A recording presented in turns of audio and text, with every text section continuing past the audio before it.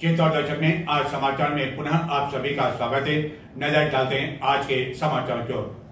चित्तौड़गढ़ जिले के गंगा उपखंड क्षेत्र में स्थित भोपाल सागर में आगामी 29 मई को महाराणा प्रताप के साथ ही राणा पूंजा की प्रतिमा का लोकार्पण का कार्यक्रम प्रस्तावित है, जिसके लिए मुख्यमंत्री को इस कार्यक्रम के लिए आमंत्रित किया गया है।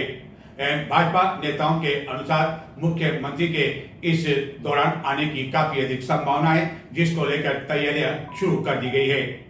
महाराणा प्रताप के साथ ही राणा पूंजा की प्रतिमा स्थापित भी कर दी गई है, लेकिन इस कार्यक्रम से पहले ही राणा पूंजा की प्रतिमा को लेकर विवाद हो गया है। दरअसल जो प्रतिमा लगाई गई है उसकी वेशभूषा एवं उनके नाम को लेकर राजपूत समाज ने आपत्ति की है।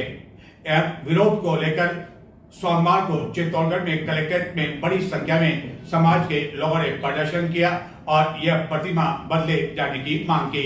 उन्होंने कहा कि राणा पूंजा भील नहीं थे, बल्कि वह सोलंकी थे और इतिहास में भी इस बात का उल्लेख है। उन्होंने कहा यदि प्रतिमा नहीं बदली जाती है तो वह इस कार्यक्रम का विरोध करेंगे और प्रदर्शन भी करेंगे। अब देखना है कि यह प्रतिमा बदली जाती है या नहीं, और यदि ऐसा नहीं किया जाता है तो संभवतः मुख्यमंत्री का प्रस्तावित दौरा भी निरस्त हो सकता है। राणा पूंजा का नाम भारतीय इतिहास में बहादुरी और निष्ठा का प्रतीक है।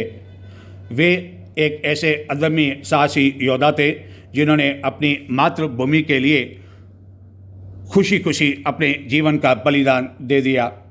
राणा पूंजा का जन्म 16वीं शताब्दी में 5 अक्टूबर को राजस्थान के मेरपुर गांव में हुआ था। जिन्होंने अपने साहस, स्वाभिमान और संगठन शक्ति के लिए उन्हें जाना जाता था। उनके पिता होलंकी मेरपुरा के मुखिया थे और उनकी मां का नाम केहरी बाई था। पिता की मृत्यु के बाद 14 वर्ष की छोटी सी आयु में राणा पूंजा को मेवाड़ की मेरपुर रियासत का मुखिया बना दिया गया। कम उम्र में ही पूंजा ने अपनी नेतृत्व क्षमता से सबका दिल जीत लिया। उन्होंने अपनी जनजाति आदिवासियों को संगठित किया और अपनी साहसी नीतियों से वह पूरे मेवाड़ में लोकप्रिय हो गए एवं अपनी वीरता और संगठन क्षमता के कारण उन्हें पूरे मेवाड़ में जाने लगा। ऐसे में जब 1576 में मेवाड़ पर मुगल आक्रमण का संकट छाया, तब महाराणा प्रताप ने पूंजा का सहयोग मांगा। इस कठिन समय में उन्होंने मेवाड़ के साथ खड़े होने का फैसला किया। महाराणा प्रताप को वचन दिया कि वे और मेवाड़ के सभी उनके साथी मुगलों से लड़ने के लिए और मेवाड़ की रक्षा करने के लिए तत्पर हैं। इसके बाद महाराणा प्रताप ने उन्हें अपना भाई कहकर गले लगा लिया। राणा पूंजा ने अपनी पूरी सेना को महाराणा प्रताप के साथ युद्ध में संगठित किया, लेकिन आगामी 29 मई को चित्तौड़गढ़ जिले के भोपाल सागर में उनकी जो प्रतिमा का अनावरण होना है उसको लेकर विवाद खड़ा हो गया है।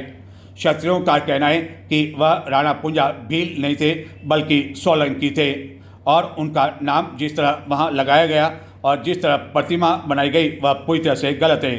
हालांकि चित्तौड़गढ़ के सांसद सीपी जोशी का सोशल मीडिया का अकाउंट खंगालने पर बताया गया उन्हें वीर आदिवासी क्रांतिकारी राणा पूंजा भील, जबकि क्षत्रियों का कहना है कि वह भील नहीं थे और सोलंकी थे, यानी कि जो क्षत्रिय में आते हैं। महाराणा पूंजा के इसी नाम और उनकी प्रतिमा जो तैयार की गई है उसको लेकर विवाद खड़ा हो गया है, जिसको लेकर क्षत्रिय समाज एकजुट हुआ।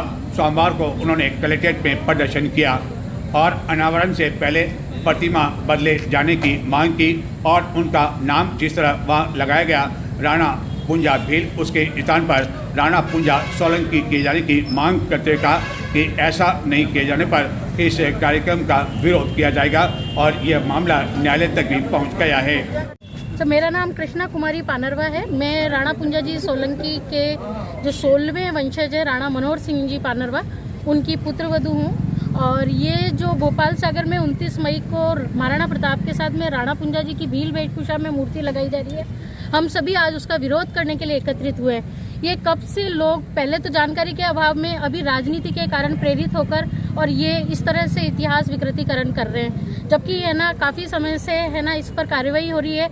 अभी हमने कोर्ट में भी केस है ना राणा साहब मनोहर सिंह जी ने दाखिल कर दिया है, जो लोग है ना राणा पुंजा जी को भील करके और दुष्प्रचार कर रहे हैं उनके खिलाफ। इवन महाराणा साहब महेंद्र सिंह जी मेवाड़ जो पूर्व महाराणा थे, उन्होंने भी है ना 97 में है ना राष्ट्रपति महोदय को भी इस संबंध में इतिहास विकृतीकरण के लिए विरोध किया था। डॉक्टर बलवंत सिंह जी मेहता जो संविधान निर्मात्री सभा के है ना अध्यक्ष रहे, सदस्य रहे, उन्होंने भी है ना राणा पुंजा जी को भील बताए जाने का विरोध किया था। काफ़ी इतिहासकार देवीलाल जी पालीवाल, राजशेखर व्यास, सारे लोग है ना राणा पुंजा जी को भील बताने का और मेवाड़ के इतिहास को विकृत करने का इतने लंबे समय से विरोध करते आए हैं। लेकिन जो राजनीति से प्रेरित लोग हैं वो अपनी राजनीति के चक्कर दो समुदाय में आपस में लड़ाने का और सद्भाव जो वर्षों से सदियों से चला आ रहा है उसको खराब कर रहे हैं। हमने अब तक सोचा कि शायद जानकारी का अभाव है, लेकिन अब जो काफ़ी समय से परिवार के द्वारा लंबे समय से सारे जो दस्तावेज हैं, सारे डॉक्यूमेंट शेयर किए जा चुके हैं।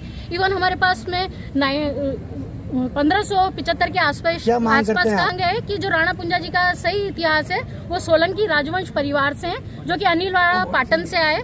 उनको सही वेशभूषा में, क्षत्रिय वेशभूषा में और उनका सोलंकी लगा के और उनकी मूर्ति लगाई जाए और इस प्रकार से उनका इतिहास नहीं विकृत किया जाए, क्योंकि ये उनका इतिहास विकृत करना परिवार के साथ ही नहीं पूरे मेवाड़ के साथ में ये बहुत बड़ी त्रासदी है। मेवाड़ का जो पूरा सारे समुदायों को साथ लेके चलने का जो इतिहास रहा है वो आज है ना विकृत हो रहा है। कुछ जो ये तुच्छ मानसिकता के जो राजनीतिक लोग हैं जो सिर्फ अपने स्वार्थ के राजनीतिक रोटियां सेकना चाह रहे हैं, वो इस प्रकार से दो समुदायों को लड़ाना चाह रहे हैं, चाहे किसी भी समाज के हो, चाहे हमारे राजपूत समाज के हो, चाहे दूसरे समाज के हो। सभी लोग राजनीति से प्रेरित होकर और ये दुष्प्रचार कर रहे हैं। जी हम आज ये है ना सभी जगह हमारे द्वारा ज्ञापन दिए जा रहे हैं और उसके बाद में हम सभी आज सारा समाज इकट्ठा हुआ है। अभी जौहर भवन में भी हम मीटिंग रखी है, उसके बाद समाज जिस भी प्रकार से सारी मीटिंग करके और जो भी है ना चिंतन करेगा वो कार्रवाई करेंगे और हम इनके ऊपर लीगल नोटिस भी इनके ऊपर दायर करेंगे। पहले भी हम सुप्रीम कोर्ट में दायर कर चुके हैं 4 राजनेताओं के खिलाफ और आज हम इनके खिलाफ भी नोटिस जारी करेंगे।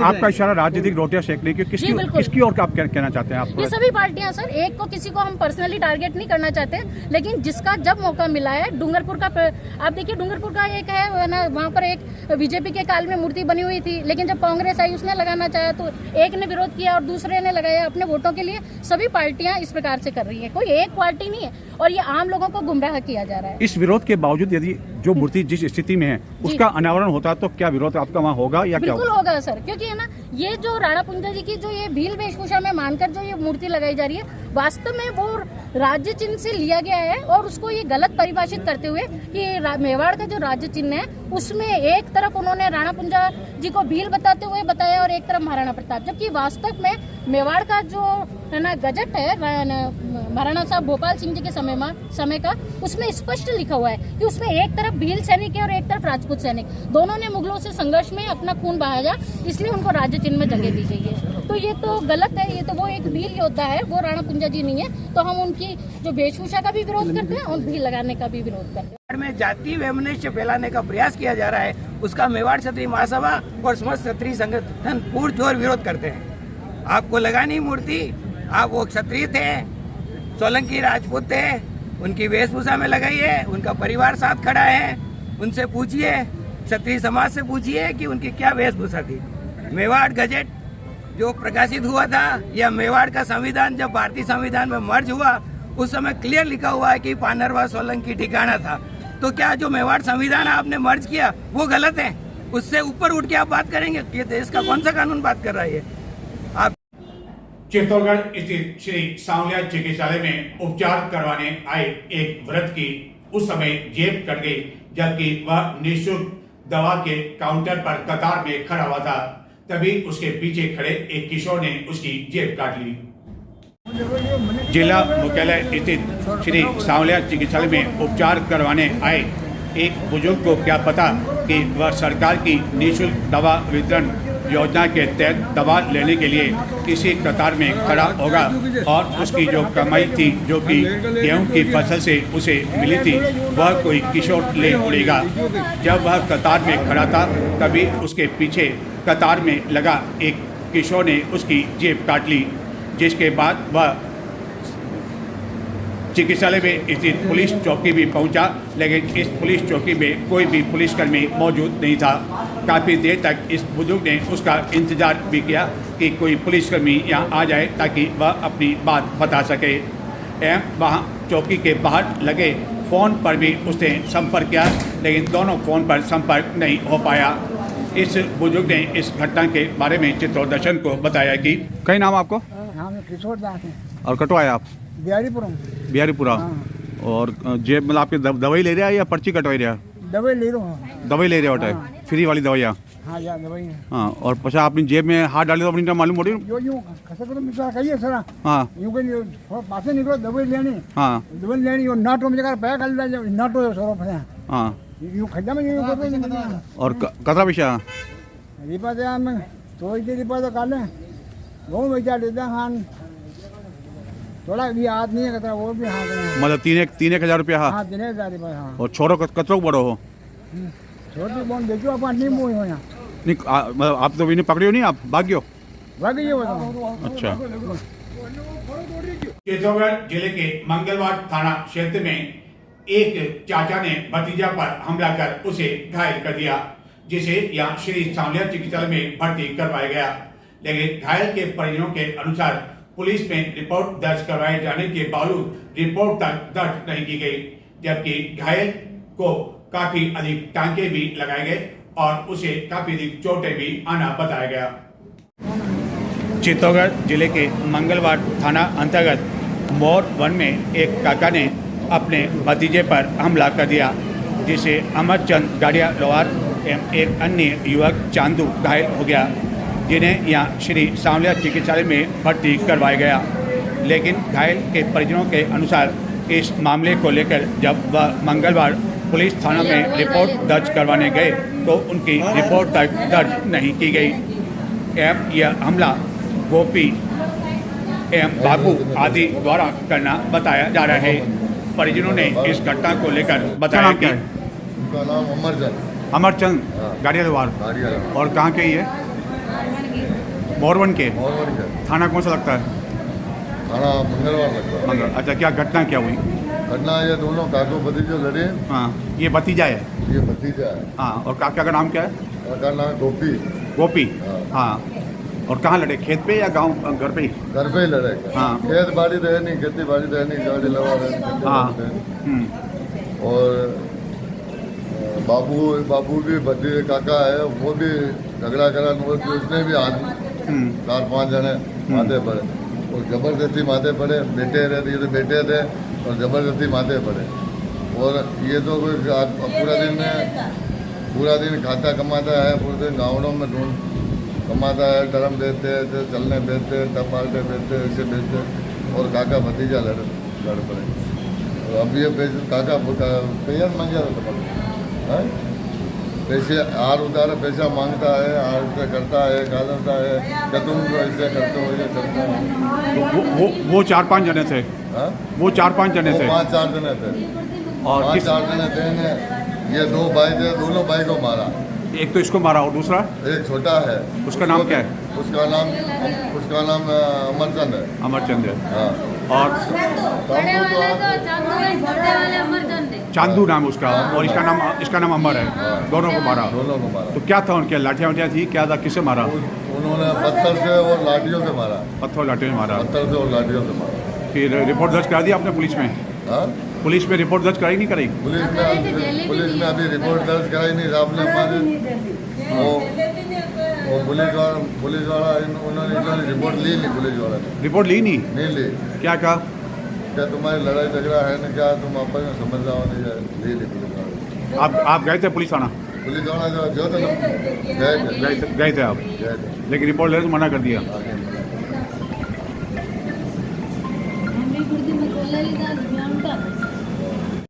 चित्तौड़गढ़ पुलिस कोतवाली से लगभग आधा किलोमीटर की दूरी पर स्थित पंचायत समिति के बाहर रविवार रात्रि को चाकूबाजी की एक घटना में एक व्यक्ति की युवक की मौत हो गई, जबकि एक अन्य घायल हो गया। पुलिस ने इस संबंध में 2 जनों को डिटेन कर लिया।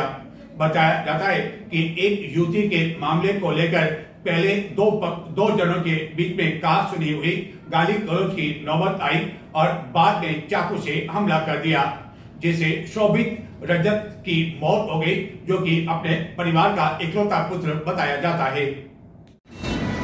चित्तौड़गढ़ पुलिस कोतवाली से लगभग आधा किलोमीटर दूरी पर कलेक्ट्री चौराहे के समीप मुख्य मार्ग पर रविवार रात्रि को स्कूटी पर सवार होकर आए 3 हमलावरों ने 2 चचेरे भाइयों समेत 3 पर चाकू से हमला कर दिया, जिससे एक की मौत हो गई और 2 अन्य जने घायल हो गए। मृतक अपने परिवार का इकलौता पुत्र था, जो कि अपने 2 अन्य साथियों के साथ कलेक्ट्री चौराहे के समीप खड़ा हुआ था। लेकिन इस हादसे में शोभित रजत की मौत हो गई और उसकी मुस्कुराहट उसके परिवारजनों को फिर से कभी इस तरह देखने को नहीं मिल सकेगी। पंचायत समिति के बाहर मुख्य मार्ग पर रविवार रात्रि करीब 10:15 बजे स्कूटी पर सवार जयदेव कीर, नितिन कीर और उसके अन्य एक साथी ने वहां मौजूद कीर खेड़ा निवासी शोभित रजत से पहले हाथ मिलाया और बाद में दोनों के बीच कहा सुनी एवं गाली गलौज के बाद अचानक जयदेव ने चाकू से शोभित पर हमला कर दिया। इस दौरान बीच बचाव करने आए पंकज के हाथ पर भी वार किया गया, जबकि एक अन्य इस हमले में बच गया। हमले के बाद तीनों अभियुक्त स्कूटी पर सवार होकर मौके से फरार हो गए। इस घटना के बाद गंभीर रूप से घायल शोभित को तत्काल उसके दोस्त श्री सांवलिया चिकित्सालय उपचार के लिए लेकर पहुंचे, लेकिन उन्होंने बाद में चिकित्सालय पहुंचे शोभित के पिता ने बताया कि चिकित्सालय में मौजूद स्टाफ द्वारा तत्काल उपचार नहीं किया गया। लगभग आधे घंटे तक शोभित चिकित्सालय में तड़पता रहा। स्टाफ किसी मैडम के आने की बात कहता रहा। सुरेश जी, आपको कब मालूम पड़ा इस पूरी घटना को लेकर? मेरे को 10:30 बजे करीबन फोन आया भांजे का। मैंने कहा फटाफट हॉस्पिटल आओ। शोभित के चाकू लगा दिया। मैं वहाँ गया तो कोई ट्रीटमेंट नहीं चल रहा था। कोई इलाज नहीं चल रहा था? कहाँ पर? सांवरिया हॉस्पिटल। अच्छा। उसके बाद में ऑक्सीजन वगैरह लगाया, फिर डॉक्टर मुझे पूरे पर कर दिया। ये तो क्या किस स्थिति में था? क्या बिस्तर पे लेटा रखा था उसको? लेटा रखा था, पट्टी लगा रखी थी। एक गाँव लग रहा, वहाँ पे पट्टी वगैरह नहीं, कुछ भी नहीं थी। और कोई स्टाफ वाला नहीं था? नर्सिंग स्टाफ वाला? स्टाफ वाला तो था, लेकिन कोई हाथ ही नहीं लगा रहा उसके। कोई डॉक्टर नहीं था? हाँ। फिर बाद में आई मैडम, उसके बाद में इलाज किया, उसने ऑक्सीजन वगैरह लगाया। फिर बाद में क्या डायरेक्ट उदयपुर रेफर करना पड़ेगा। वो जिस समय भी उसने मतलब आके फेर दी थी, वहाँ उसी समय फेर दी थी। उदयपुर का तो सिर्फ एक महीना था, यहाँ से रमना करता। उदयपुर ले जाने की आवश्यकता पड़ी या यही दम तोड़ दिया उसने? यहीं भी आके तो यही फेर दी थी। तो किन लोगों पर आप जिन लोगों ने हमला किया उनसे पुरानी कोई रंजिश, कोई पहले धमकी दी जा रही थी उनके द्वारा? नहीं, धमकी वगैरह मेरे को कुछ पता नहीं था सर। मेरे को ये सुबह शाम को 10:30 बजे तक दुकान में खुद मंगल करके साथ में लेकर आता हूँ इसको। रात को? कहाँ करते हैं आप काम? कब? मेरी दुकान है शॉप सुरेश ट्रेवलिंग के नाम से, कुंभानगर। कुंभानगर। आपके साथ ही काम करता था ये? हाँ। तो कल आपके साथ नहीं था ये? कल मेरे साथ ही नहीं था, घर पे था। जो घर पे काम था, घर पे मैंने कहा तू घर पे कर। भांजा मेरे साथ में था और भांजान हम दोनों जना आए। फिर बाद में मैं कमरे में गया, कपड़े चेंज किए, 10 मिनट बैठा, जिसके बाद में मेरे को फोन आ गया। लगभग 10:30 बजे फोन आया। तो आप इसमें मानते हैं कि इसमें मतलब अस्पताल की लापरवाही भी रही है? अस्पताल की लापरवाही भी रही सर। यदि इलाज करते समय पर तो बच सकता था। जी बिल्कुल, इलाज करते तो बस पट्टी वगैरह लगाई, पट्टी वगैरह लगाई और कुछ भी नहीं किया उन्होंने, बस छोड़ दिया। 1-1.5 घंटा ऐसे पड़ा रहा वो। अच्छा। हमने बोला इसको कोई ट्रीटमेंट करो, नहीं हो तो हम हमारा कहीं आगे शिफ्ट करें। हाँ। वो बोले आ रहे मैडम, आ रहे। किसी ने कुछ नहीं किया, बस सब साथ में ही थे हम। तो किसी पे कोई डाउट वाउट नहीं आपको? कोई पहले कोई धमकी दी हो उसको किसने? धमकी वगैरह सर ये तो कभी चांस, मतलब वो किसी को गाली तक आज भी नहीं देता है। इतना सिंसियरी लड़का है, रास्ते जाता है, रास्ता आता है। अच्छा। ये थे मृतक शोभित के पिता, जिन्होंने बताया कि उपचार नहीं किया गया और यदि तत्काल उपचार किया जाता तो उसकी जान बच सकती थी। घटना के समय शोभित के चचेरा भाई एवं उसके साथ एक और जना भी मौजूद था एवं उन्होंने इस पूरी घटना को लेकर चित्तौड़ दर्शन को बताया कि घायल को लाने के बाद किसी तरह की कोई सूद नहीं ली। उन्होंने इस घटना की आंखों देखी स्थिति के बारे में बताया। क्या नाम आपका? पंकज। पंकज। तो जब ये घटना हुई तब आप उसके साथ ही थे? हाँ। तो कैसे क्या हुआ, पूरा वाकया क्या हुआ, कितने लोग आए और क्या अचानक हमला किया उनके साथ में? वो 3 जन आए थे। एक ही मोटरसाइकिल थे वो? एक स्कूटी पे थे। स्कूटी पे थे वो, हाँ। आए और उसके बाद उसका क्लियर है, मेरे साथ हमारे साथ बैठा था, उसका हाथ मिला है। उसके बाद उसको बोले बड़े के साथ क्यों बैठ रहा है, गाली गलौज करने लग गया हमारे साथ। हमने कुछ नहीं बोला उसको, हमने बोला क्यों बोल रहा है। हाँ। हम उसके पास गए तो उसने चाकू को निकाल कर मारपीट स्टार्ट कर दी। तो उन तीनों ने मारपीट की? हाँ। तो आपने क्या फिर बीच बचाव किया? हाँ, बीच बचाव किया इसमें। इसके हाथ में लग गई है। अच्छा, तो आप पे भी चाकू पे हमला किया? हाँ। तो कौन कौन थे ये हमला करने वाले? कालू कीर, नितिन धोबी और एक और आदमी, उसका नाम पता नहीं। अच्छा, तीनों एक कीर खेड़ा के ही हैं? 2 की खेड़ा के, एक तीसरा पता नहीं। अच्छा, उसके बाद ये वहीं घायल जो है इस स्थिति में गिर गया होगा? हाँ, मैं और पुष्कर दोनों इसको तो हॉस्पिटल लेकर आए थे। अच्छा, आप ही हॉस्पिटल लेकर आए। फिर उसके बाद पुलिस कितनी देर बाद आई? पुलिस सर 10-15 मिनट बाद आ गई थी सर। लेकिन जब आप यहाँ स्थिति में पहुँचे, घायल स्थिति में पहुँचे, तो उस समय क्या मतलब क्या इलाज समय पर नहीं किया गया आपका? और समय पे इलाज किया नहीं गया था। हम आगे बोल रहे थे ट्रीटमेंट करो तो ट्रीटमेंट कर ही नहीं थे। कल देख रहे थे क्या क्या है, सुनाई कर ही नहीं थे। मैडम आ रहे खाली उसको टपटियाँ लगा दी, उसको कुछ नहीं किया। उसके बाद मैडम आए, उसको 1 घंटे बाद मैडम आए थे हमसे। अच्छा, तो हमला करते हुए वहीं गिर गया था वो? हाँ। तो आप भी उसमें सवार थे साथ में? अच्छा, आप भी सवार थे, तो आप पे भी हमला किया? सर मैं तो बचाव के कारण मैं किया तो था, पर वहाँ बच गया। अच्छा, फिर आप लोग ही इनको लेके आए हॉस्पिटल पे? हाँ सर, मैं ले गया। कोतवाली पुलिस ने इस घटना को लेकर 2 जनों को डिटेन कर लिया है और उनसे पूछताछ की जा रही है, जबकि एक अन्य को भी नामजद कर लिया है और उसकी भी तलाश की जा रही है। बताया जाता है कि किसी युवती के मामले को लेकर यह घटना हुई। हालांकि स्पष्ट तौर पर यह ज्ञात नहीं हो सका कि आखिरकार इस युवती के पीछे क्या चक्कर था जिसके कारण एक युवक ने एक अन्य की जान ले ली। तो ये थे आज के समाचार। अब मुझे आगे दें। नमस्कार।